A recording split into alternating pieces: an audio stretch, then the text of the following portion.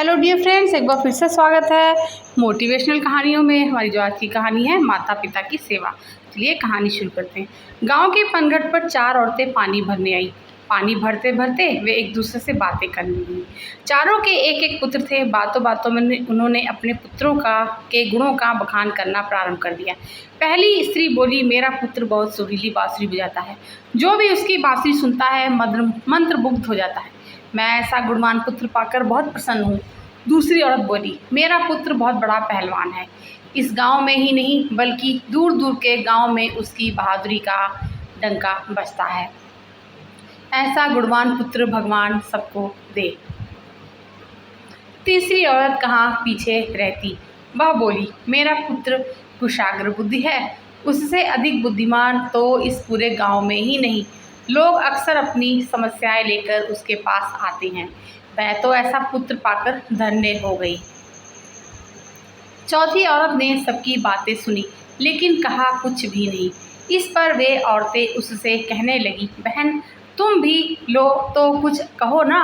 तुम्हारे पुत्र में क्या गुण है? कोई ना कोई गुण तो उसमें अवश्य होगा। वह औरत बोली, क्या कहूँ बहनों, मेरे पुत्र में तुम्हारे पुत्रों की तरह कोई गुण नहीं है। उसकी बात सुनकर तीनों औरतों ने गर्व से अपना सिर ऊपर उठा लिया। कुछ देर में सबने पानी भर लिया और वापस जाने के लिए अपना अपना घड़ा अब उठाने लगी। उसी समय पहली औरत का पुत्र हाथ में बांसुरी लिए वहाँ से गुजरा। उसने देखा कि उसकी माँ पानी से भरा घड़ा नहीं उठा पा रही, किंतु वह यह अनदेखा कर बांसुरी बजाते हुए वहाँ से चला गया।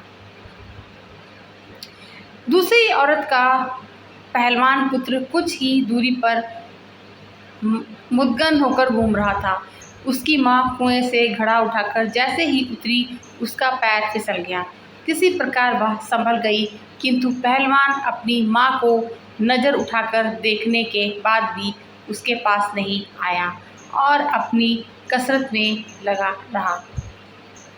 तीसरी औरत का पुत्र भी वहाँ से किताब पढ़ते हुए निकला। उसकी माँ ने उससे कहा, पुत्र मैं दोनों हाथों से घड़ा पकड़े हुए हूँ, ये रस्सी जरा मेरे कंधे पर डाल दे। लेकिन वह अपनी माँ की बात अनसुनी कर वहाँ से चला गया। तभी चौथी औरत का पुत्र वहाँ आया। अपनी माँ के सिर पर घड़ा देखकर वह उसके पास गया और उसके सिर से घड़ा उतारकर अपने सिर पर रखकर चलने लगा। कुएं के पास बैठी एक बुढ़िया यह सब देखकर सुन रही थी। वह बोल पड़ी, मुझे तो यहाँ बस एक ही गुणवान पुत्र नजर आ रहा है, वही जो अपने सिर पर घड़ा लिए जा रहा है। माता पिता की सेवा करने वाले पुत्र से गुणवान पुत्र भला कौन हो सकता है। तो फ्रेंड्स, ये थी हमारी आज की कहानी। कहानी कैसी लगी कमेंट में बताइएगा और कहानी सुनने के लिए बहुत बहुत शुक्रिया।